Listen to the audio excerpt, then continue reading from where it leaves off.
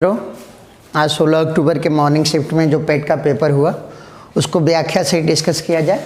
चलिए शुरुआत करते हैं। निम्नलिखित में से किस राज्य में विधान परिषद है? तो जानते हैं 6 राज्यों में विधान परिषद है, सबको पता है। इसमें कौन सा राज्य है? झारखंड, गुजरात, कर्नाटक, ओडिशा। तो ऑप्शन होगा कर्नाटक। किस राज्य में विधान परिषद है? तो कर्नाटक। ध्यान रहेगा 6 राज्यों में विधान परिषदें हैं। किस दिन को भारतीय वायुसेना दिवस मनाया जाता है? तो 8 अक्टूबर। कब मनाया जाता है? 8 अक्टूबर। फिर देखिए सर, अगला कहता है निम्नलिखित में से किसे भारत का स्कॉटलैंड कहते हैं? तो कुर्ग को कहा जाता है। किसको कहते हैं मित्रों? कुर्ग को। ऑप्शन नंबर ए, ठीक है ना, कुर्ग। ठीक है। कहते हैं कि कला मथुरा से स्टेंसिलिंग की पारंपरिक कला है, ठीक है ना। Art is the traditional art of stencilling from Mathura. तो सांझी कला, कौन सी कला है सर? सांझी कला। कौन सी कला है? सांझी कला। ये मथुरा स्टेंसिलिंग से संबंधित है। अगला देखते हैं। निम्नलिखित में से 2014 में बनाया गया भारत का 29वां राज्य तेलंगाना बना था। 2 जून 2014 को बनाया गया था तेलंगाना। किससे अलग होकर के? आंध्र प्रदेश से अलग होकर के। 5वां प्रश्न देखते हैं सर। 5वां हो गया। 6ठा प्रश्न देखते हैं सर। किस व्यक्ति ने प्रसिद्ध the story of my experiment with truth? ये महात्मा गांधी की आत्मकथा है, सबको पता है। बहुत ही सरल प्रश्न है, महात्मा गांधी की आत्मकथा है। चलिए साहब अगला क्वेश्चन देखते हैं। वायुमंडल में ग्रीन हाउस गैसें पृथ्वी के अधिकांश उत्सर्जित किसको शोषित कर लेती हैं और वायुमंडल को गर्म करती हैं? तो हमको पता है कि किससे गर्मी मिलती है? तो इंफ्रारेड से। किससे मिलती है? इंफ्रारेड से या अवरक्त तरंगों से। किससे मिलती है? अवरक्त तरंगों से। इन्हीं को सोख करके ग्लोबल वार्मिंग बढ़ाती हैं। कौन सी गैसें? ग्रीन हाउस गैसें। 8वां देखते हैं। वॉलीबॉल किस देश का राष्ट्रीय खेल है? तो वॉलीबॉल किस देश का राष्ट्रीय खेल है? तो मित्रों नेपाल का। किस देश का है? नेपाल का राष्ट्रीय खेल है। ठीक है। आगे देखते हैं 9वां क्वेश्चन। एक पैसेज है, मादक पदार्थों के प्रयोग की लत आज के युवाओं में। इसको जब पढ़ेंगे तो कह रहा है आज की युवा पीढ़ी में मादक पदार्थों के प्रयोग की लत पड़ रही है। दिए गए कारणों में से लत का कौन सा कारण उचित नहीं लगता है? तो यदा कदा पान सुपारी का सेवन, नशा करने वाले साथियों की संगति, परिवार का धनी होना और बच्चों को अनियंत्रित जेब खर्च मिलना, स्कूल कॉलेज के आसपास मादक पदार्थों की उपलब्धता। तो इसमें मित्रों ऑप्शन नंबर ए होगा, यदा कदा पान सुपारी का सेवन करना। ठीक है ना, यदा कदा पान सुपारी का सेवन करना ये उचित कारण नहीं लग रहा है मादक पदार्थों के प्रयोग की लत के लिए। ठीक है सर, 9 का ए हो जाएगा। अगला देखते हैं। 10 नंबर में कह रहा है कि मादक पदार्थों का सेवन करने वाले युवाओं को किस बीमारी का खतरा होता है? तो जानते हैं इनमें से सभी बीमारियों का खतरा है। शारीरिक अक्षमता होती है, पागलपन हो सकता है, HIV एड्स हो सकता है, मानसिक असंतुलन हो सकता है मित्रों। तो इसमें सभी हो जाएगा। क्या हो जाएगा? यह सभी। क्या हो जाएगा सर? यह सभी हो जाएगा। देखिए पैसेज का उत्तर ना पैसेज पढ़ के दिया जाता है, हम पढ़ के बता रहे हैं आपको, पढ़ चुके हैं। ठीक है, ये पढ़ेंगे तो यही सभी आपको मिलेगा। ठीक है, अपने मन से नहीं सोचना है, जो पैसेज में लिखा हुआ है उसी के हिसाब से बताना है। आपके दृष्टि में मादक द्रव्यों का सेवन करने वाले बच्चों के लिए सबसे ज़्यादा दोषी कौन है? तो देखिए शुरुआत ही हो रही है कि मित्रों से। किससे शुरुआत हो रही है? मित्रों से, दोस्तों की संगति से। यहाँ देखिए दोस्त दिया हुआ है, तो इसमें वाक्य पैसेज में जो बात कहेगा उसी के हिसाब से देखेंगे। तो मादक द्रव्यों का सेवन करने वाले बच्चों के लिए सबसे ज़्यादा दोषी कौन है? तो बच्चों के मित्र। कौन दोषी हैं? बच्चों के मित्र दोषी हैं। ठीक है सर, अगला देखते हैं। भारत के अनेक राज्यों में युवा वर्ग में इन नशीली वस्तुओं का प्रयोग बढ़ता जा रहा है। इनके पीछे सबसे प्रबल कारक कौन है? तो राज्य सरकारें अपने राज्य में नशीली वस्तुओं के उत्पादन और प्रयोग को रोकने में समर्थ नहीं है, इसी कारण नशे की प्रवृत्ति बढ़ रही है। तो 12 नंबर का ऑप्शन नंबर ये हो जाएगा, राज्य सरकारें अपने राज्य में नशीली वस्तुओं के उत्पादन और प्रयोग को रोकने में समर्थ नहीं है। ठीक है सर, यही हो जाएगा। 13 नंबर देखते हैं। मादक द्रव्यों की लत पड़ने के बाद युवकों में कौन सी प्रवृत्ति प्रमुखता से दिखाई देती है? अनुशासनहीनता और हिंसा में शामिल होना है, स्वास्थ्य के प्रति सजगता यह नहीं है, मानसिक संतुलन खो देना, चोरी करने की आदत होना। ठीक है ना, तो क्या हो जाएगा मित्रों? तो देखिए ऑप्शन नंबर बी तो होगा नहीं, ऑप्शन नंबर बी नहीं होगा। कौन सा हो जाएगा? तो इसमें कौन कौन से आदत हो जाती है? पहला, तीसरा और चौथा। तो पहला, तीसरा, चौथा किस में दिया हुआ है सर? ऑप्शन नंबर डी में। किस में दिया हुआ है?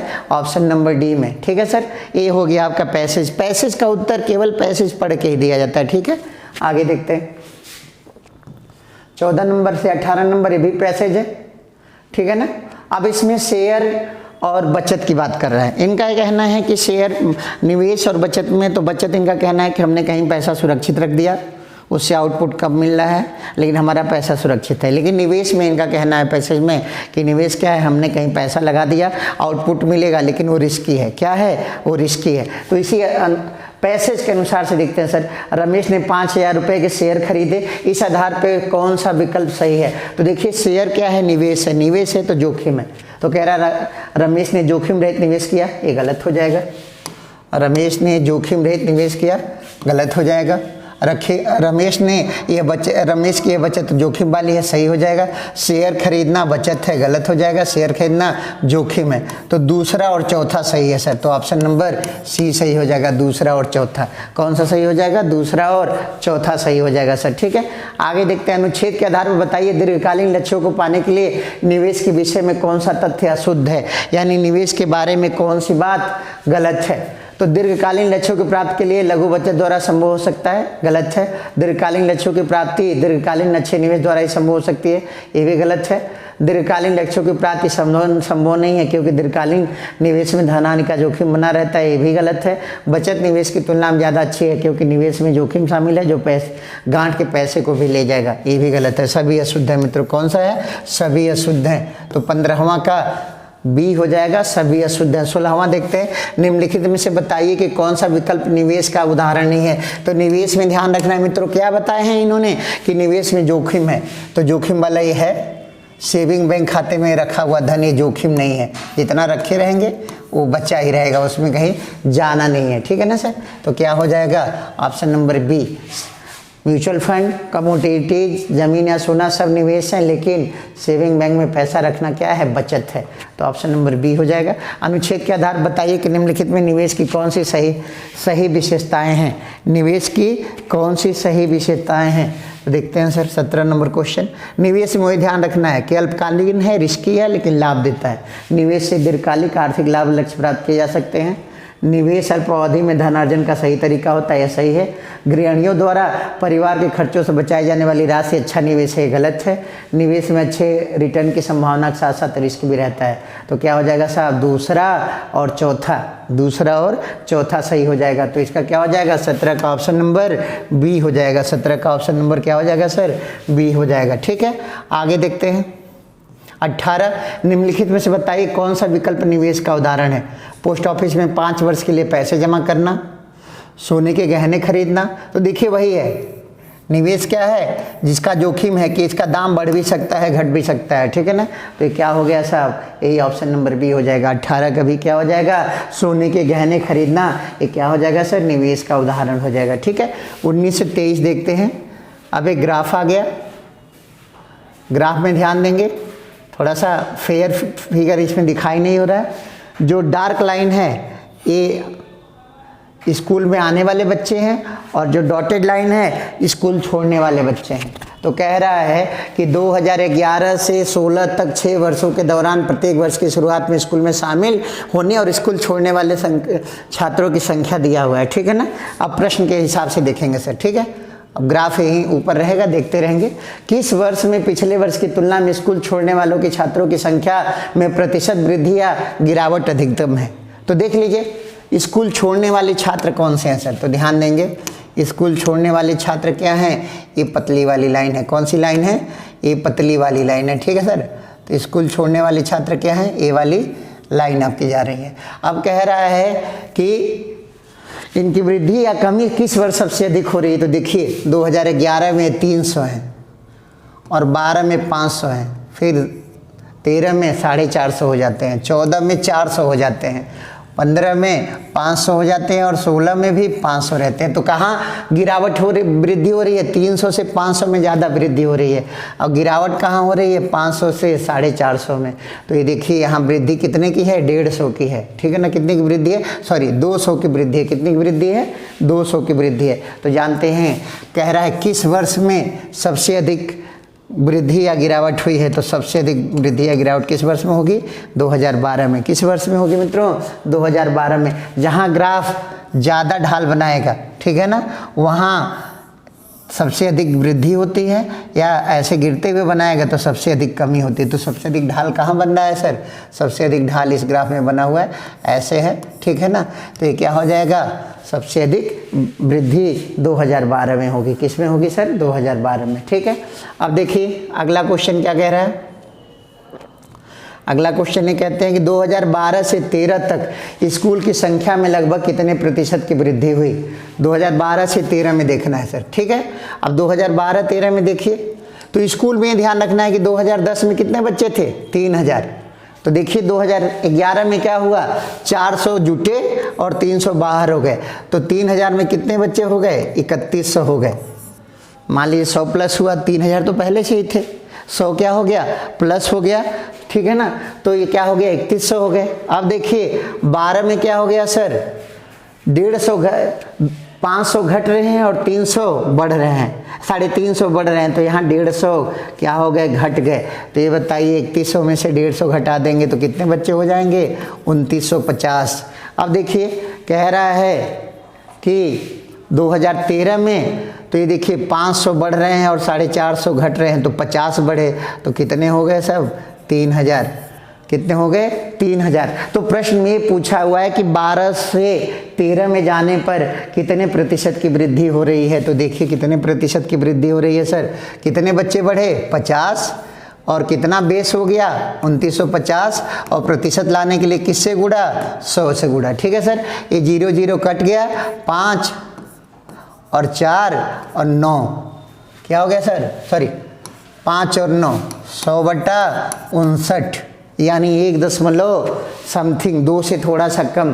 तो देखिए सर 2 से थोड़ा सा कम होगा, तो 12 से 13 में देखिए आ रहा है कितना? 1 दशमलव समथिंग बोले हैं ना, 2 से थोड़ा सा कम, तो ये क्या हो जाएगा? 1.7%। क्या हो जाएगा सर? 1.7%।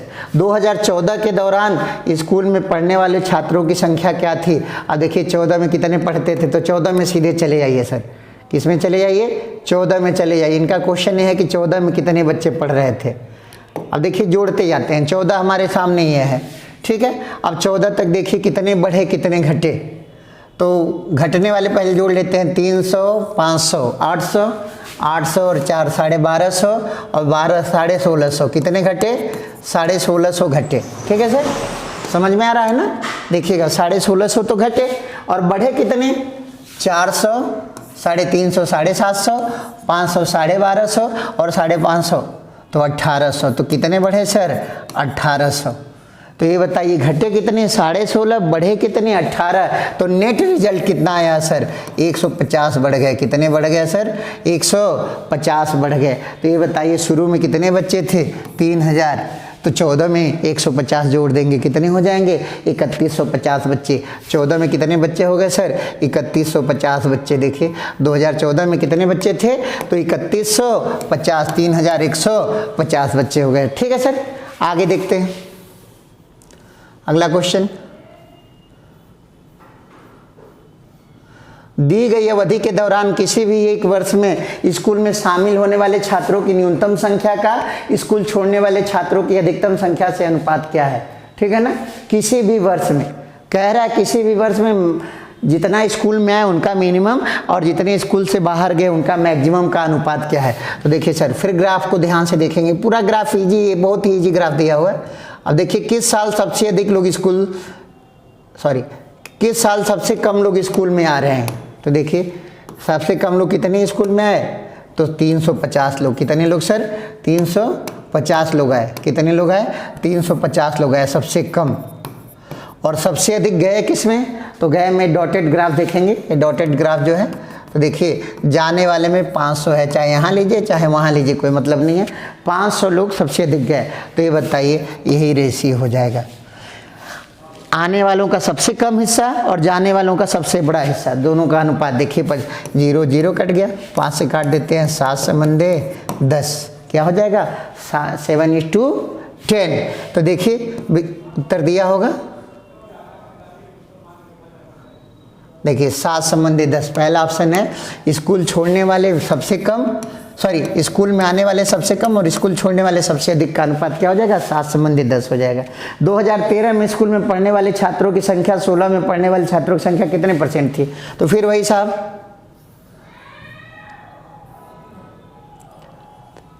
13 और 16 का देख लेते हैं। 2013 है और 2016 है, ठीक है सर। अब देखिए कितने बढ़े घटे, तो यहाँ 13 में देखते हैं 300 घटे, 500 घटे, 800, 1250 घट गए। कितने घट गए सर? 1250। कितने बढ़े? 400, 350, 750 और 1250, यानी 1200 1250 घटे भी और 1250 बढ़े भी। तो इसका क्या हो गया, कोई परिवर्तन नहीं हुआ। यानी 2013 में भी कितने छात्र थे सर? तो 3000 थे। कितने थे? 3000 थे। अब देखिए यहाँ से आगे चलते हैं। 16 में देखिए यहीं से जोड़ लेते हैं, 3000 हैं तो देखिए बढ़े कितने, 500, 550, 450, 1000 हो गया और 1600, 1100 बढ़ गए। कितने बढ़े सर? 1100 बढ़ गए। और घटे कितने, तो देखिए 400 घटे और 500, 900 और 500, 1400। कितने घट गए सब? 1400 घट गए। कितने घट गए सर? 1400 घट गए।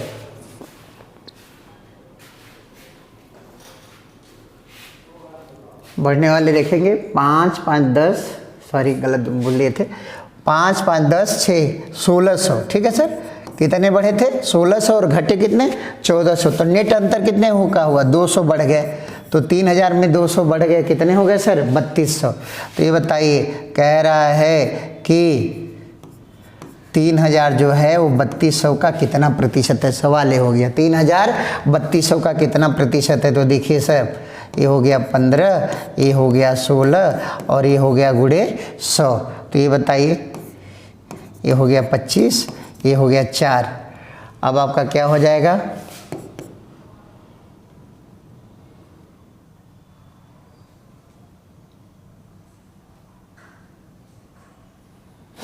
इसको निकालें, तो निकालेंगे तो क्या होगा सर?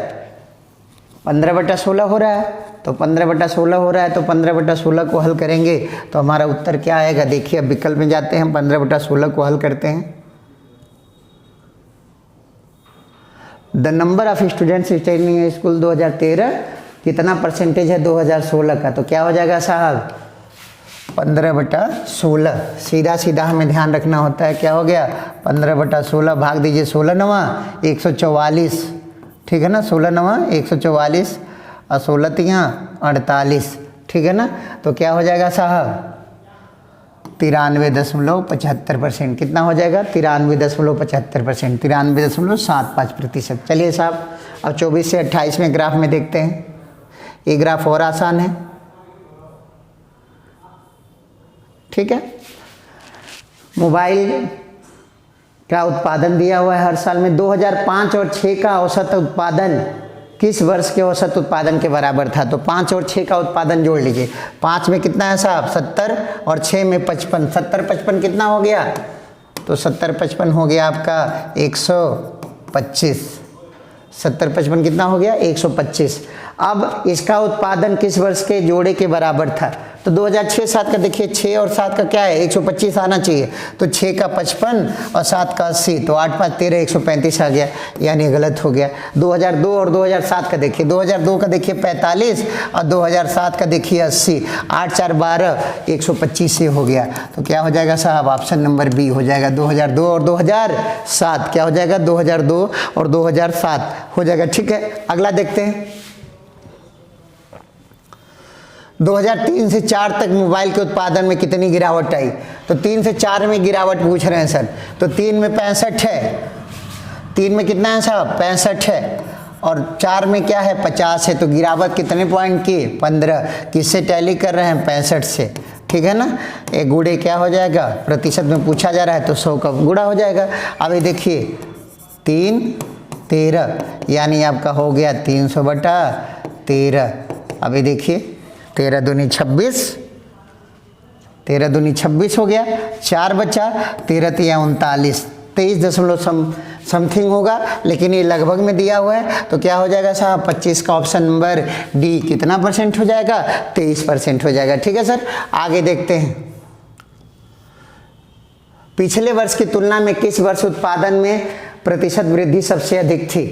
तो प्रतिशत वृद्धि देखते हैं सबसे अधिक किस में। तो देखिए साहब, 2001 से 2002 में जा रहे हैं तो 30 से 45 हो रहा है, 1.5 गुना। 1.5 गुना का मतलब प्रतिशत वृद्धि कितना? 50%। यही उत्तर हो जाएगा सर, यही उत्तर हो जाएगा। जब आप हल करेंगे तो यही उत्तर हो जाएगा। क्या हो जाएगा साहब? 50% उत्तर हो जाएगा। कितना उत्तर हो जाएगा? 50% उत्तर होगा। और किस साल में होगा? 2002 में। वर्ष पूछ रहा है, किस साल में सबसे अधिक वृद्धि है? 2002 में।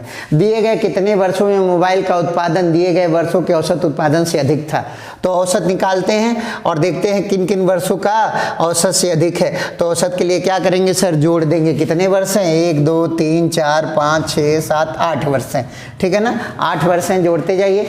तो देखिए 5 3 8 8 8 16, 16 7 23, 23 हो गया। और 7 4 11, 11 और 11 और 6 17 और 17 8 25, 23 25 कितना हो जाएगा सर? 23 25 हो जाएगा 48, 48 बटा 8, 48 बटा 8 क्या हो गया सर? 48 बटा 8 कितना हो गया? तो 6। यानी 60 से ऊपर कितने वर्ष हैं? 1 है, 2 है, 3 है और 4 है। 4 वर्षों का जो उत्पादन है वो औसत उत्पादन से ज़्यादा होगा। 4 वर्षों का जो उत्पादन है सर, औसत वर्ष उत्पादन से क्या हो जाएगा? ज़्यादा हो जाएगा। ये आसान होता है, सभी वर्षों को जोड़ लिया, औसत निकाल लिया और उससे औसत से देखिए कौन से वर्ष ऊपर हैं, तो 4 वर्ष इससे ज़्यादा हो जाएंगे सर, ठीक है ना। 2001 की तुलना में 2008 में मोबाइल के उत्पादन में कितनी वृद्धि हुई थी? तो 2001 और 8 देखते हैं सर। 2001 और 8 देखेंगे तो 2001 में 30 है और 2008 में 85 है। तो ये बताइए, प्रतिशत निकालना है तो 85 में से 30 क्या कर देंगे? घटा देंगे। नीचे क्या रहेगा? 30। ये आपका हो गया 55 बटा 30 गुणे 100। क्या हो गया? 55 बटा 30 गुणे 100, यानी हमारा क्या हो गया? 550 बटा 3। अब हम देखेंगे तो 3 का नन 3, 3 बटे 24 और 3 तरीके 9, यानी 183 दशमलव समथिंग होगा। तो उत्तर देखते हैं सर, उत्तर क्या है? 183 दशमलव समथिंग। देखिए आ गया आपका ऑप्शन नंबर डी, 183.33। क्या हो जाएगा? 183.33। तो 2 ग्राफ हो गए सर। तीसरा देखते हैं। 5 कंपनियां और इन कंपनियों के में काम करने वाले कर्मचारियों की संख्या दी हुई है। तालिका में लेखा और अनुसंधान विभाग में कार्यरत पुरुष एवं महिला कर्मचारियों का प्रतिशत भी दिया है, ठीक है सर। अब कह रहा है यदि लेखा विभाग, ठीक है ना, यदि लेखा विभाग में कंपनी के 60% कर्मचारियों के पास MBA की डिग्री है और अनुसंधान विभाग में उसी कंपनी के 40% कर्मचारियों के पास MBA की डिग्री है, तो कंपनी में कितने कर्मचारियों के पास MBA की डिग्री है? तो ई कंपनी को देखेंगे। किसको देखेंगे सर? ई को। कितने परसेंट लोग अकाउंट में है? तो 12 8 30% प्रतिशत में दिया है। और अनुसंधान में कितने हैं सर? तो 10%। टोटल संख्या कितनी है सर? 350। तो 350 का 30% क्या हो गया सर? 105। 15 का पहाड़ा है, ठीक है ना। 35 दिया है 105। अभी देखिए 10% है तो कितने हो गए? 35। अब कह रहा है कि लेखा विभाग के 60% के पास क्या है? MBA डिग्री है। तो इसका 60% देखेंगे साहब, 105 गुणे 60 बटा 100, ठीक है ना। ये देखिए 21 बार जाता है, ये 20 बार जाता है, 20 और 20 हैं 60 को। टोटल कितने के पास है? 63 के पास। इसी तरह से इसका निकालेंगे सब। 35 का 40%, 35 का 40% क्या हो जाएगा सर? 35 का 40% क्या हो जाएगा? तो आपका हो जाएगा 14। तो 63 और 14 कितने कर्मचारी हो गए सर? 63 और 14 के कितने हो गए? 77 के पास है। कितने के पास है साहब? 77 के पास है, ठीक है ना, MBA की डिग्री। अब देखिए अगला सवाल। थोड़ा सा समझाने में समस्या होती है कि सीट ऐसे है तो क्वेश्चन एक साथ नहीं आ पा रहे हैं। ऑफलाइन होता है, आसानी से आप देख सकते हैं। चलिए अगला क्वेश्चन देख रहे हैं। कंपनी ए के लेखा कर्मचारियों की कुल संख्या कंपनी के अनुसंधान कर्मचारियों की कुल संख्या से कितने प्रतिशत अधिक है? तो ए में लेखा देखना है और ए में अनुसंधान देखना है। चलिए साहब, ए में लेखा देखिए और ए में अनुसंधान देखिए, ठीक है ना। ए में क्या देखना है? लेखा और ए में अनुसंधान। चलिए साहब, तो ए में देखिएगा लेखा में, ए में जाइए कितने परसेंट लेखा में है 26%, ठीक है ना। और ई में अनुसंधान में कितने हैं 10%, अभी हम लोग निकाले थे। इसमें कितने कर्मचारी अनुसंधान में 35 और इसमें 26% है, तो 450 गुणे 26 डिवाइडेड बाई 100 पर निकल जाएगा। तो ये देखिए कितने कर्मचारी हो जाएंगे, ये 0 से 0 कट जाएगा, ठीक है।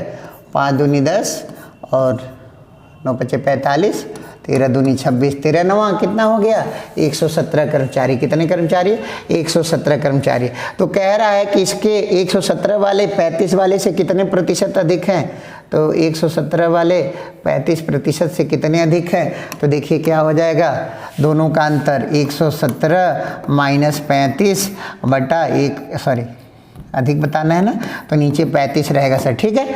अब देखिए घटा देते हैं, 17 में 7 में से 5 जाएगा 2 और 11 में से 3 गया 8 बटा 35, तो 35 दूनी 70, 35 दूनी क्या होता है सर 70, तो और गुणे 100 है 35 दूनी 70, 2 बार हो गया। अब बचा 12, तो 35 तियाँ, ठीक है ना, तो 35 तियाँ 105, फिर बचा 150, तो 35 चौको कितना हो जाएगा 234.3 अंक तक देखना पड़ेगा, 234.29% हो जाएगा। जब 234 आया आगे हमें देखने की ज़रूरत नहीं है। कंपनी ए और सी के दोनों लेखा विभाग में कार्यरत कुल पुरुष कर्मचारियों का कंपनी बी और डी के अनुसंधान विभाग में कार्यरत महिला कर्मचारियों के से क्या अनुपात है। यानी पुरुष ए और सी का लेखा में पुरुष और बी और डी का अनुसंधान में महिला। ए और सी का पुरुष देखना है, ए और सी का क्या देखना है साहब पुरुष, और बी और डी का महिला देखना है। तो देखिए अकाउंट का देखना है ए और सी का, ठीक है ना। अकाउंट का किसका किसका देखना है, ए और सी का, पुरुष केवल देखना है, तो 12 और 18, ठीक है ना। अब देखिए और इसमें क्या दे रहा है, बी और डी का अनुसंधान में, बी और डी का अनुसंधान में, बी और डी का अनुसंधान में देखना है साहब। तो अब देखिए इनका अनुपात क्या होगा, तो दोनों को जोड़ना पड़ेगा, 450 का 12%, ठीक है सर। तो फिर वही तरीका 0 से 0, 5 दूनी 10, 9, 2 छके 12, 9 छके 54, कितने लोग हो गए सर 54 लोग हो गए, ठीक है ना। अब इसमें देखेंगे 550 का 28%, तो 28 बटा 100, तो देखिए 0 0 कट गया, 11 पचे 55, 2 14, तो 14 154 हो गया। इसमें कितने हो गए सर 154। अब इन दोनों को जोड़ देना है, 154 और 54 कितना हो जाएगा 208, 200 क्या हो गया 8 हो गया, क्या हो गया सर 208 हो गया, ठीक है ना। ठीक है, अब देखिए अब इसमें बी और डी में देखेंगे 700 का 13, 700 गुणे 13 बटा 100 कट गया 91, तो इसमें कितने महिला कर्मचारी 91, और 600 का 4%, 6 को 24, कितना 24, तो 24 और 91 जोड़ दीजिए, तो ये हो जाएगा 4 1 5 9 2 11। कैलकुलेशन वाले सवाल है और कोई बात नहीं है। तो जानते हैं क्या हो गया 115। अब देखिए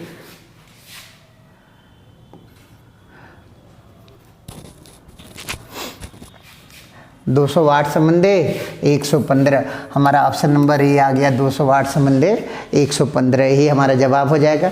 चलिए साहब अगला देखते हैं। सभी कंपनियों केवल डी को छोड़कर में लेखा विभाग में महिला कर्मचारियों की कुल मिलाकर संख्या, और सभी कंपनियों ए और ई को छोड़कर अनुसंधान विभाग में पुरुषों की संख्या, ठीक है ना। तो ए और ई में अनुसंधान में पुरुष को छोड़ देना है, तो ए और ई में किसको छोड़ देना है, अनुसंधान में पुरुष को छोड़ देना है, और डी में महिला को छोड़ देना है, किसमें अकाउंट में। तो जानते हैं क्या है, अब देखिए अकाउंट में डी में महिला को छोड़ देना है, तो डी में महिलाओं को छोड़ देना है, इसको नहीं गिनना है। अब कह रहा है कि कितना अंतर है, तो अब देखिए फिर वही निकालेंगे, ठीक है ना। तो 14 चौको 56 और 56 7 63, ये फिर से वही कर्मचारी निकालने पड़ेंगे, 63 महिला, फिर से इसका निकालेंगे 70 महिला, फिर इसका निकालेंगे 82 महिला, ज़्यादा हो रहा है 82 नहीं होगा, 550 का 14% निकालना पड़ेगा। कैलकुलेशन वाले सवाल हैं, ठीक है ना, हमने कैलकुलेट किया हुआ है इसको, ठीक है। अब देखते हैं इसमें, अब ये पूरा आप जोड़ेंगे, ठीक है ना। तो कैसे जोड़ेंगे, तो डी को छोड़ करके महिला कर्मचारी निकालना है। तो ये बताइए 450 है, इसमें 14% है, ठीक है ना। तो 450 का 14, तो 450 गुणे 14/100, ये फिर 0 से 0 कट गया 9, और ये क्या हो गया 2, और 2 सत्ते 14, 9 सत्ते 63 कर्मचारी, कितनी महिला हो गई 63। अब देखिए इसमें कितना हो गया, इसमें हो गई 70, और इसका हो गया 55 का 550 गुणे 14/100, ये देखिए 0 0 कट गया, 11 5 55, 2 7 77, क्या हो गया सर 77। और ई में देखना है, ई में तो 35, 350 गुणे 18/100, ये 0 0 कट गया, 2 7 9, 9 7 63, ये भी कितना हो गया साहब 63। तो डी को छोड़ करके अकाउंट विभाग में इतनी महिला हो गई, 7 3 10 3 13, और 6 7 13, 13 7 20, 6 26 1 27, 273 महिला हो गई। कितनी महिला हो गई सर 273 महिला हो गई। अब देखिए अनुसंधान में कह रहा है कि पुरुषों में ए और ई को छोड़ करके, अनुसंधान में ए और ई को नहीं जोड़ना है पुरुषों में, ठीक है ना, ए और ई को नहीं जोड़ना है, यानी किसको किसको जोड़ना है, बी सी और डी को जोड़ना है। तो 11 7 77, 77 लोग इसमें हो जाएंगे, और इसका 4% 550 गुणे 4/100, तो 0 0 कट गया, 11 2 दूनी 4, 22 लोग। कितने लोग हो गए सर 22 लोग। फिर देखिए डी में कितने हुए, तो 6%, 6 6 के 36 लोग। कितने लोग 36 लोग। कितने लोग सर 36 लोग। अब जोड़ लीजिए, 7 2 9, 9 6 15, और 7 2 9, और 9 3 12 1 13। तो दोनों का अंतर 273 में से 135 घटाएंगे। देखिए साहब दोनों का अंतर हो जाएगा, 13 में से 5 जाएगा 8, ठीक है ना। तो क्या हो जाएगा 138, दोनों का अंतर क्या हो जाएगा 138। कुछ है नहीं, केवल कैलकुलेशन इसमें दिया हुआ है। क्या हो जाएगा सब कैलकुलेशन दिया हुआ है, 138 हो जाएगा। चलिए आगे देखते हैं। लेखा विभाग में कंपनी बी की महिला कर्मचारियों की संख्या का अनुसंधान विभाग में सी के पुरुष कर्मचारियों से अनुपात। तो लेखा विभाग में कंपनी बी, तो लेखा विभाग में देखिए कंपनी बी क्या है सर, लेखा विभाग में कंपनी बी में महिलाएं तो 70 हो गई, 10% क्या हो जाएगा 700 का 70 हो जाएगा, सीधा सीधा है। कंपनी सी में अनुसंधान विभाग में, तो कंपनी सी में अनुसंधान विभाग में पुरुष, तो ये क्या हो जाएगा 550 गुणे 4/100, ये 0 0 कट जाएगा, 11 और 2 4, तो ये क्या हो जाएगा साहब 22। इनका अनुपात 70 संबंधे 22, यानी 35 संबंधे 11 हो जाएगा। क्या दिया होगा 35 संबंधे 11, कट गया है क्वेश्चन, 35 संबंधे 11 हो जाएगा सर, ठीक है। क्या हो जाएगा 35 संबंधे 11 हो जाएगा। चलिए अगला देखते हैं। निम्न तालिका में गरीबी रेखा और लिंग के आधार पर 5 राज्यों की जनसंख्या का प्रतिशत दिया हुआ है। सारे एक ग्राफ वाले क्वेश्चन कठिन नहीं है, केवल कैलकुलेशन है। राज्य डी में गरीबी रेखा से ऊपर आने वाली महिलाओं की संख्या क्या होगी यदि अज्ञात हो कि डी की जनसंख्या 7 मिलियन है। तो डी में गरीबी रेखा के ऊपर आने वाली महिलाएं देखिए, तो डी में जाइए, राज्य डी में गरीबी रेखा के नीचे और गरीबी रेखा के ऊपर, तो देखिए ये है। अब यहाँ देखिए 20% लोग गरीबी रेखा के नीचे हैं। कितने लोग हैं 20% लोग गरीबी रेखा के नीचे हैं। तो कितने परसेंट लोग गरीबी रेखा के ऊपर होंगे 80%, और 80% का 4 और 3 में रेशियो कर देंगे तो 70 लाख, 7 मिलियन मतलब 70 लाख, तो 70 लाख का 80%, तो 7/56 कितना लाख साहब 56 लाख। कितना लाख 56 लाख। अब कह रहा है 56 लाख का 4 हिस्सा पुरुष है, 3 हिस्सा महिला है, तो 4 3 7, तो ये कितने में बढ़ जाएगा 7/56, तो 8 से को 32 लाख पुरुष हो जाएंगे और 8 तरीके 24 लाख महिलाएं हो जाएंगी। तो कितनी लाख महिलाएं 24 लाख, और 24 लाख को ही हम 2.4 मिलियन कहते हैं। क्या कहते हैं साहब 2.4 मिलियन। क्या हो जाएगा 2.4 मिलियन उत्तर हो जाएगा, ठीक है सर। अब देखते हैं अगला। यदि राज्य सी के लिए गरीबी रेखा से ऊपर आने वाले पुरुषों की संख्या 1.5 मिलियन है, तो राज्य सी की कुल जनसंख्या कितनी है। ठीक है ना। राजसी में पुरुषों की संख्या बता रहा है गरीबी रेखा के ऊपर। तो राजसी देखिए साहब, राजसी यह है आपका, इसमें 25% नीचे हैं तो कितना ऊपर हो जाएंगे 75। और गरीबी रेखा से ऊपर आने वाले पुरुषों की संख्या दिया हुआ है, ठीक है सर, कितना 1.5, कितना दिया है 1.5।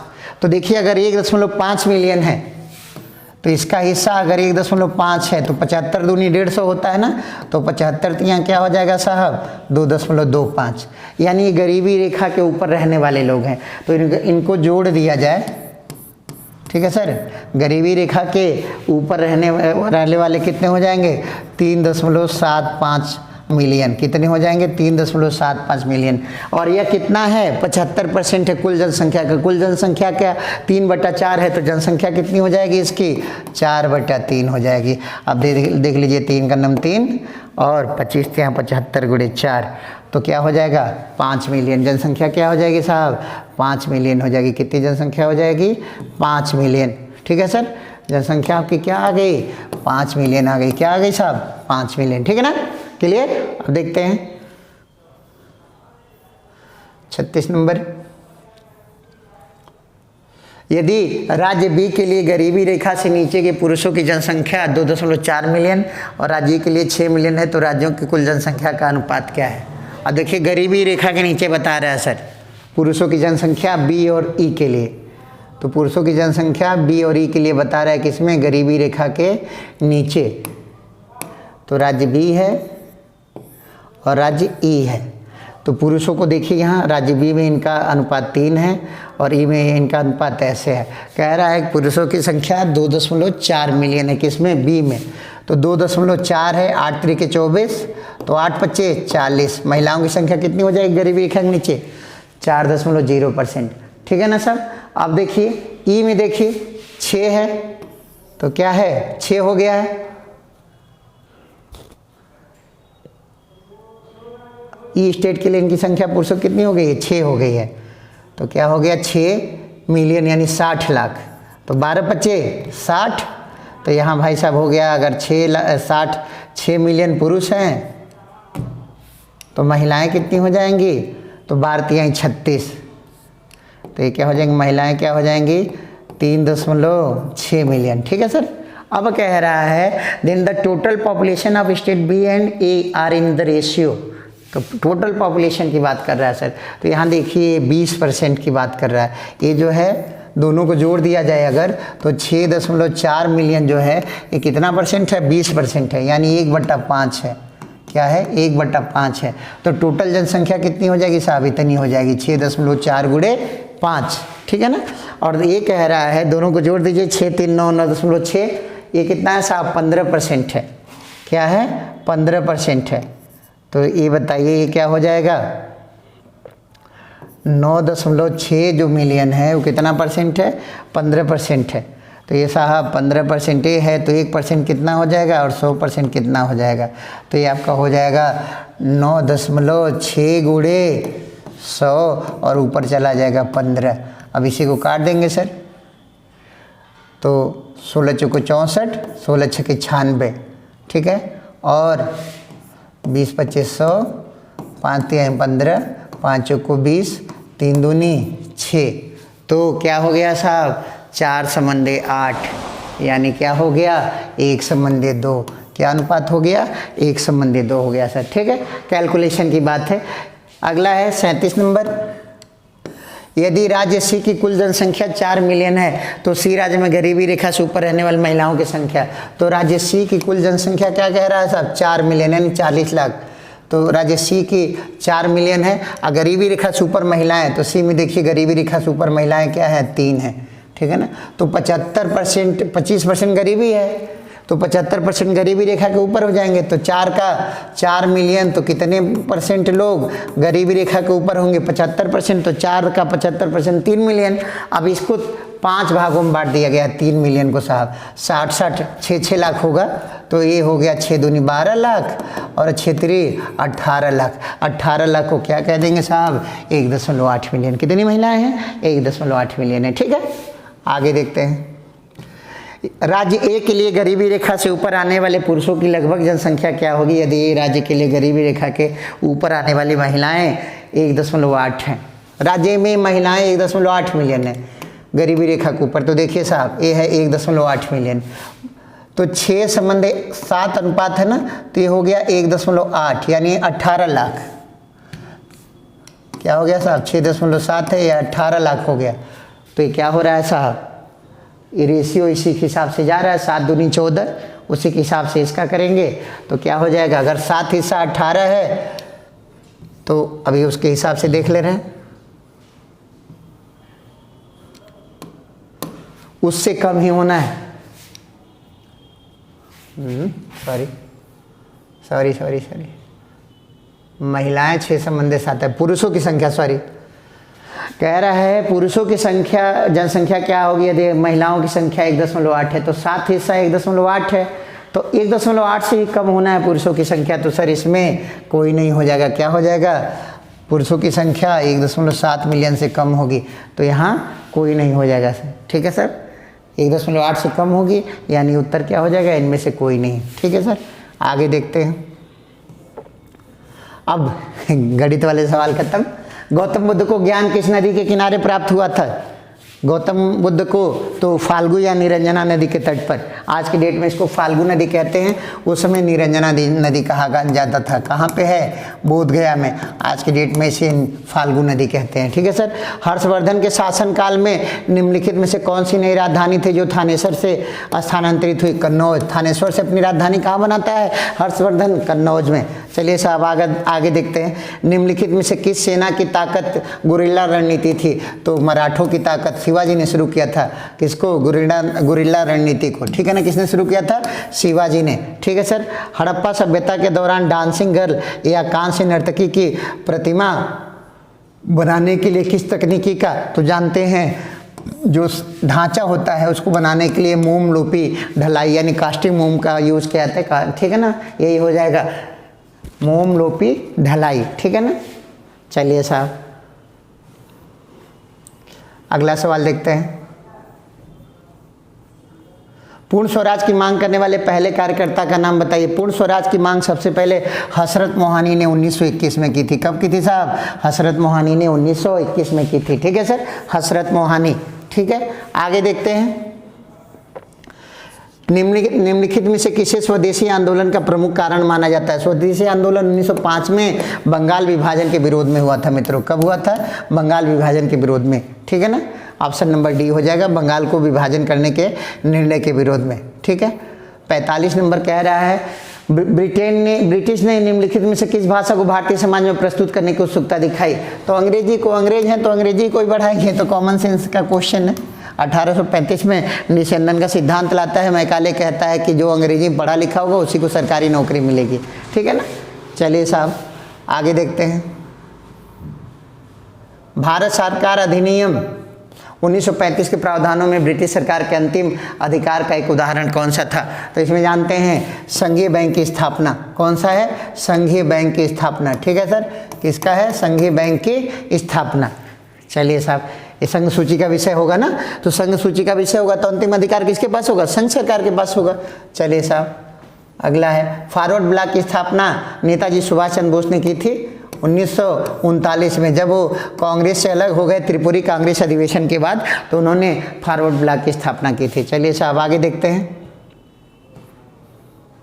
खिलाफत मुद्दे को उठाने के लिए महात्मा गांधी इसमें जुड़ गए। खिलाफत आंदोलन 1919 में होता है। महात्मा गांधी इसलिए जुड़ते हैं कि हिंदू मुसलमान की एकता बने। क्या हो जाए, हिंदू और मुसलमान की एकता बने। ठीक है सर। चलिए हिंदू मुसलमान की एकता बढ़ाने के लिए अगला देखते हैं सर। अगला क्वेश्चन है भारत में निम्नलिखित में से किस स्थान पर दिन और रात के तापमान में व्यापक अंतर पाया जा सकता है। तो थार के मरुस्थल में, सबको पता है थार के मरुस्थल में। ठीक है ना, रात में, दिन में ज़्यादा गर्म हो जाता है, रात में ज़्यादा ठंडा हो जाता है सर। ठीक है, अगला देखते हैं।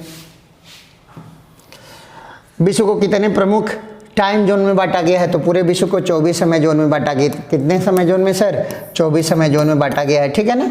अगला, कौन सा जनसंख्या परिवर्तन का घटक नहीं है। तो बीमारी नहीं है, जन्म, मृत्यु, प्रवसन, इन सब से जनसंख्या पे असर पड़ता है, लेकिन रोग से नहीं पड़ता। रुग्णता मतलब बीमारी, ठीक है ना। चलिए साहब, इससे कोई फर्क नहीं पड़ता। आगे देखते हैं, लक्षद्वीप की राजधानी कवरत्ती, बहुत ही आसान जीएस का सेक्शन आया हुआ है, कवरत्ती, ठीक है सर। कौन सी राजधानी है? कवरत्ती है। फिर आगे देखते हैं, स्थिरता के साथ विकास के उद्देश्य से कौन सी पंचवर्षीय योजना जिसमें बैंकों का राष्ट्रीयकरण किया गया, कौन सी? चौथी पंचवर्षीय योजना। कौन सी है साहब? चौथी पंचवर्षीय योजना है। फिर आगे देखते हैं, निम्नलिखित में से किसमें व्यक्तियों के समूह के स्वामित्व वाले व्यवसाय शामिल हैं, यानी जिसमें आदमी मालिक होगा, सरकार मालिक नहीं होगी। तो कौन सा क्षेत्र है साहब? निजी क्षेत्र। अगर सरकार मालिक होती तो सार्वजनिक क्षेत्र हो जाता। अगला देखते हैं सर, उस जंगल का नाम बताइए जिसे पृथ्वी ग्रह के फेफड़े के रूप में जाना जाता है। तो जानते हैं सदाबहार वन होते हैं, तो कौन सा वन होगा इसमें से? अमेज़न वर्षा वन। सदाबहार वन जो होते हैं इन्हें ही पृथ्वी का फेफड़ा माना जाता है। तो इसमें कौन से सदाबहार वन है? अमेज़न के वर्षा वन, ठीक है सर। आगे अगला देखते हैं, क्वेश्चन नंबर आपका है 56। किस अधिनियम ने बैंकों के राष्ट्रीयकरण की शर्तें निर्धारित की? तो बैंकों का राष्ट्रीयकरण जिस अधिनियम से हुआ वही अधिनियम है बैंकिंग कंपनियां उपक्रमों का अधिग्रहण और हस्तांतरण अधिनियम 1970, क्योंकि बैंकों का राष्ट्रीयकरण पहली बार 1969 में घोषित हुआ था सर, ठीक है ना। आगे देखते हैं, 1991 में नई आर्थिक नीति के तहत कौन सा एक सबसे प्राथमिक पहल था? तो वैश्वीकरण। हम लोग वैश्वीकरण बोलते भी हैं, उदारीकरण या वैश्वीकरण की शुरुआत कब से हुई? 1991 से। पीवी नरसिंह राव जी प्रधानमंत्री थे। निम्नलिखित में से किसे भारत में हरित क्रांति का जनक? ये सबको पता है, डॉक्टर एम.एस. स्वामीनाथन। कौन साहब? Doctor MS. स्वामीनाथन, ठीक है ना। अब अगला क्वेश्चन देखते हैं 59 नंबर, भारत के संविधान के लिए डीपीएसपी राज्य के नीति निषेध तत्व किस देश से लिए गए हैं? तो आयरलैंड से लिए गए हैं। कहाँ से लिए गए हैं सब? आयरलैंड से लिए गए हैं, सबको पता है। अनुच्छेद 19 में क्या है? तो अभिव्यक्ति की स्वतंत्रता का अधिकार है। कितने प्रकार की? 6 प्रकार की अभिव्यक्तियों की स्वतंत्रता की बात की गई है। तो वाक और अभिव्यक्ति की स्वतंत्रता का अधिकार है साहब। 61 नंबर देखते हैं, संसदीय प्रणाली में कार्यपालिका किसके प्रति? तो उत्तरदायित्व का सिद्धांत ये होता है सर, जो जिसका हम खाएंगे उसी का गाएंगे। तो किससे बने हैं हम? विधानमंडल से बने हैं, यानी संसद से बने हैं। तो हमारा उत्तरदायित्व, कार्यपालिका का उत्तरदायित्व किसके प्रति होगा? कार्यपालिका संसद से बनी है तो उसी के प्रति उत्तरदायी होगी। यहाँ विधानमंडल लिख दिया है, इन अंग्रेजी में ध्यान दीजिएगा, ठीक है ना। द लेजिस्लेचर, ठीक है ना। अगला,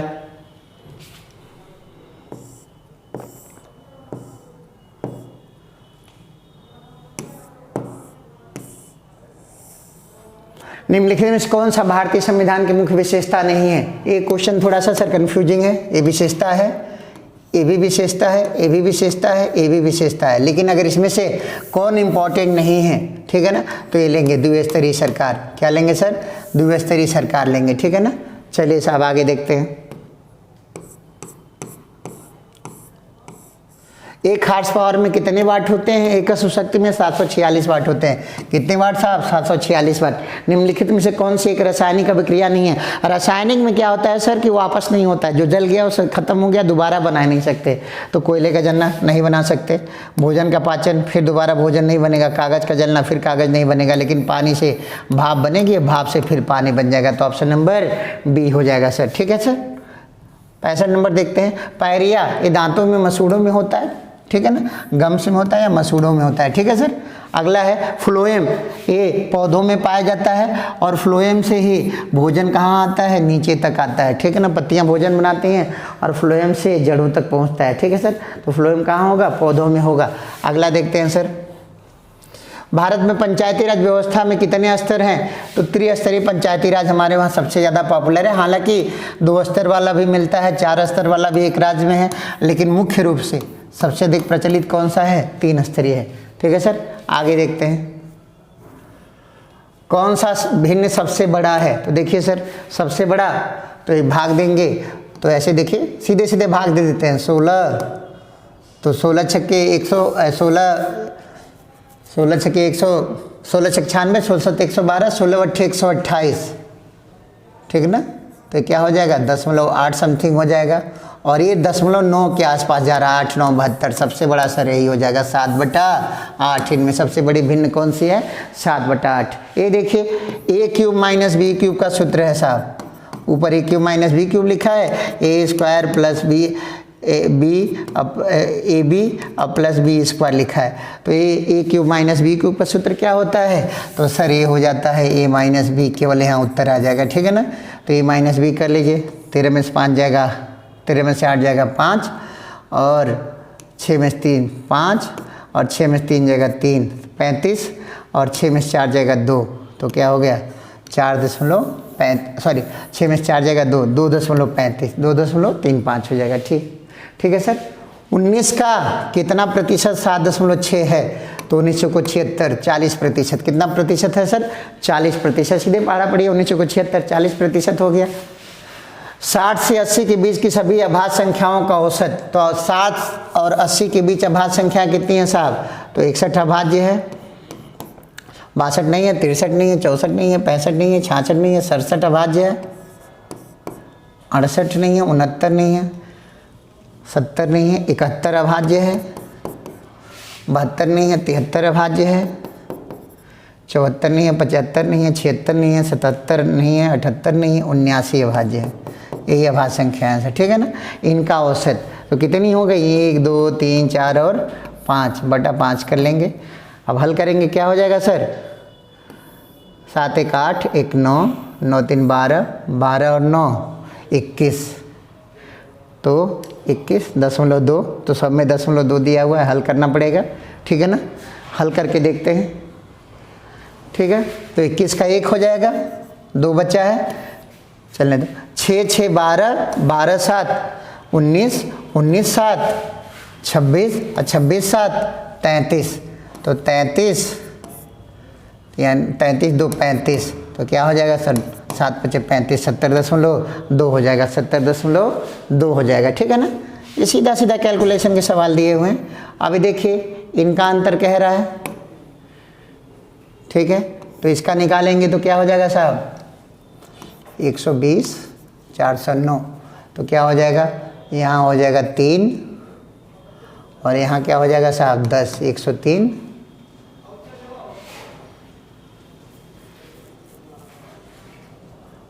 और यहाँ हो जाएगा 11, रुको, अब इसका निकालेंगे तो 3.47 आएगा और इसका निकालेंगे तो 1.12 आएगा, अंतर कर देंगे तो 2.35, ठीक है सर। क्या हो जाएगा इसका उत्तर? 2.35। कह रहा है अगला कि कौन से एसिड कार बैटरी में, तो सल्फ्यूरिक एसिड का यूज़ करते हैं। किसका? हम लोग जिसे तेजाब कहते हैं, सल्फ्यूरिक एसिड का यूज़ करते हैं। अगला देखते हैं सर, श्वेत और श्वेत का क्या अर्थ है? तो श्वेत मतलब होता है साफ सफ़ेद और श्वेत मतलब होता है पसीना, तो ऑप्शन नंबर डी हो जाएगा, श्वेत सफ़ेद और पसीना। खाक में मिलना मतलब नष्ट हो जाना, क्या हो जाना? नष्ट हो जाना सर, ठीक है। अनिल, अनिल मतलब होता है हवा, ठीक है सर, क्या हो जाता है? हवा। गुप्त, गुप्त मतलब जो छुपा हुआ है, तो इसका हो जाता है जो प्रकट है, गुप्त का क्या हो जाएगा? प्रकट हो जाएगा सर, ठीक है सर। सद्भावना, सद्भावना का संधि विच्छेद क्या होगा? सत धन भावना, क्या हो जाएगा? सत धन भावना। आधा 2 है, व्यंजन संधि हो जाएगा, सत धन भावना हो जाएगा सर। चलिए अंग्रेजी में दिया हुआ है, पैसेज पढ़ेंगे, ठीक है, हमने पढ़ लिया है, सीधे उत्तर पे चलते हैं। एलिजाबेथ न्यू नेवर्स लिव्ड, कहाँ रहता था? तो डाउन स्टेयर्स, इसमें लिखा हुआ है कहाँ रहता है। हम पैसेज में अपना दिमाग नहीं लगाएंगे, जैसे दिया रहेगा वही कर देंगे। कहाँ रहता है? डाउन स्टेयर्स में रहता है। कहाँ रहता है सर? डाउन स्टेयर्स में रहता है। कहाँ रहता है? डाउन स्टेयर्स में, ठीक है। एलिजाबेथ वाज सफरिंग फ्रॉम, कौन सी बीमारी हुई थी एलिजाबेथ को? तो अस्थमा दिया हुआ है सर, इसीलिए तो उसे धुएं से एलर्जी बताई गई है इसमें। Choose the correct antonym. Mourn मतलब होता है कराहना, यानी दर्द वाली बात, कराहना। तो इसका जॉय उल्टा क्या हो जाएगा उसका? जॉय यानी खुशी, क्या हो जाएगा? खुशी। अगला है sir, give one word substitute for the following. One who sells articles at the public sales, यानी ऑक्शनियर होता है जो क्या करता हो साहब? ऑक्शन लगाता हो, बोली प्रदर्शनी, तो क्या हो जाएगा? ऑक्शनियर हो जाएगा सर, ठीक है। चूज द करेक्ट सिनोनिम, यानी पर्यायवाची। एक्साइल मतलब होता है वनवास, तो वनवास का पर्यायवाची सर बैनिशमेंट होता है, क्या होता है? बैनिशमेंट होता है, ठीक है। इंग्लिश हिंदी से ज़्यादा आसान इसमें दिया हुआ था सर, ठीक है। आगे देखते हैं। पुलिस प्राधिकरण ने हाल ही में शहर में सुबह के समय चौकसी बढ़ा दी है। शहर में छोटे मोटे अपराधों की घटनाओं में काफ़ी कमी आई है। तो देखिए, कथन एक कारण है और कथन दो इसका प्रभाव है, ये दिया हुआ है। दोनों कथन एक और दो किसी सामान्य कारण के प्रभाव हैं। दूसरा कथन यही सही होगा साहब, ठीक है ना। क्या है, कोई घटना हुई है, इसके वजह से पुलिस ने चौकसी बढ़ा दी है और चौकसी बढ़ाने से क्या हुआ है, शहर में अपराधों में कमी आई है। तो ऑप्शन नंबर बी हो जाएगा सर। दोनों किसी सामान्य घटना के प्रभाव है, कारण के प्रभाव है, ठीक है ना सर। अगला,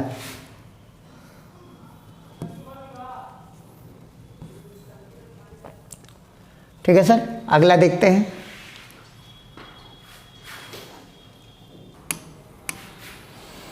तीन, 13, 17, 23 और 33। तो जानते हैं इसमें गलत क्या हो जाएगा, 33 गलत हो जाएगा। कौन सा गलत होगा सर, 33 गलत होगा, ठीक है ना।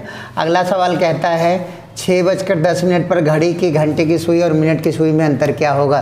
तो इसका सूत्र होता है सर 30h - 11/2m। इसी में रख लेंगे 30h घंटा होता है, तो 180 हो जाएगा। 6 घंटा है और 10 मिनट है, तो ये 55 हो जाएगा। ये क्या हो जाएगा, 180 - 55 कितना हो जाएगा, 125 अंश हो जाएगा, ठीक है सर। यदि ए को 26, बी को 25, सी को 24, जेड को ऐसे, यानी उल्टा लिखा गया है। क्या लिखा गया है, उल्टा लिखा गया है, ठीक है सर। तो मोबाइल के लिए कोड क्या हो जाएगा सर, तो मोबाइल के लिए कोड क्या हो जाएगा, तो लिखते जाएंगे ऐसे ही, यानी उल्टा इनको लिख देना है, ठीक है सर। उल्टा लिखने का तरीका क्या होता है, 27 में से घटा देते हैं, तो ये 13 नंबर का होता है, तो 27 में से घटाते हैं तो 14 हो जाता है। एक ही से पकड़ में आ जा रहा है। ऑप्शन नंबर बी, कौन सा सर, ठीक है ना, ऑप्शन नंबर बी, ठीक है ना। अगला, द अनामलाई रीड टेल नामक डैमजल फ्लाई की एक नई प्रजाति, ये हालांकि पेट लेवल का सवाल नहीं है, आ गया हुआ है। तो अनामलाई केरल से पकड़ लीजिए। अनामलाई कहाँ साहब, केरल से। कहाँ से, केरल से। चलिए, गोपी ने विवेक से कहा वह व्यक्ति मेरी माँ के इकलौते भाई का पिता है। ऐसे बना देते हैं, गोपी की माँ, वह व्यक्ति मेरी माँ के इकलौते भाई, तो माँ का भाई यानी गोपी का मामा का पिता, तो यहाँ पिता, ठीक है ना। तो गोपी उन्हें क्या कहता होगा, तो 2 लाइन जम कर गए तो नाना कहता होगा। क्या कहता होगा साहब, नाना कहता होगा, ठीक है। अगला, अगला देखते हैं सर। INS तर्कस ने लाल सागर में नौसेना के जहाज़ों अल्माज और नेपेर के साथ एक समुद्री साझा अभ्यास किया था। किस देश के साथ, तो सर ये क्वेश्चन सूडान है। क्या हो जाएगा, किसके साथ युद्धाभ्यास हुआ था, सूडान के साथ, ठीक है सर। जागृति, जागो ग्राहक जागो, मैंने आपसे वीडियो में शेयर किया हुआ था, उपभोक्ता जागरूकता संबंधित है, ठीक है सर। जागृति किससे संबंधित है, उपभोक्ता जागरूकता से। महाराष्ट्र में स्थित औरंगाबाद का नया नाम, ये भी आपको बताया गया था, संभाजी नगर। क्या हो जाएगा सर, संभाजी नगर। भारतीय पारंपरिक विज्ञान पर किस देश के सर्वदलीय संसदीय समूह को आयुर्वेद रत्न, तो इंग्लैंड वालों को दिया गया था। किसको दिया गया था, UK को दिया गया था सर, ठीक है। अगला देखते हैं। टाटा पावर सोलर ने किस राज्य में भारत की सबसे बड़ी फ्लोटिंग सौर ऊर्जा की शुरुआत की है, संयंत्र की, तो ये केरल में है सर। कहाँ पे, केरल में है। हिमाचल प्रदेश में 21 दिवसीय संयुक्त अभ्यास वज्र प्रहार, तो वज्र प्रहार जानते हैं भी, आपको दिया गया था भारत और USA के बीच। किसके बीच, भारत और USA के बीच सर, ठीक है। अगला देखते हैं। किस कंपनी ने 2022 में भारतीय खिलाड़ियों के प्रदर्शन को बढ़ाने के लिए समझौता किया है इंडियन ओलंपिक एसोसिएशन से, तो रिलायंस ने। इसके किसने किया सर, रिलायंस ने किया है, ठीक है। आगे देखते हैं। थोड़ा सा लेंदी, बस वही है ग्राफ वाले क्वेश्चन जो आपको सॉल्व करने पड़ रहे हैं। जुलाई 2022 में काफ़ी बोर्ड ने काफ़ी फसलों की जलवायु प्रतिरोधी किस्मों के विकास के लिए किससे समझौता किया सर, तो इसरो से। किससे किया है, इसरो से किया है, ठीक है सर। निम्नलिखित में कौन सा देश भारत के साथ सबसे लंबी, तो ये सबको पता है भारत के साथ सबसे लंबी सीमा किसकी होती है, बांग्लादेश की, 4096 किलोमीटर, ठीक है सर। अगला देखते हैं। निम्नलिखित में से कौन सी इजराइल की राजधानी है, तो इजराइल की राजधानी सबको पता है, जेरूशलम। क्या है, जेरूशलम है। डाक कर्मयोगी, तो जानते हैं मिशन कर्मयोगी चला है ना, उसी में डाक कर्मयोगी भी चलाया जा रहा है। तो इनकी दक्षता को बढ़ाना है, क्षमता को क्या करना है साहब, बढ़ाना है। ग्रामीण डाक सेवकों की क्षमता को बढ़ाना है, ठीक है सर। अब देखिए पूरी तरह से इस पेपर सॉल्व कर दिया गया है व्याख्या के साथ। किसी क्वेश्चन में अगर समस्या होती है तो कमेंट कर सकते हैं। धन्यवाद।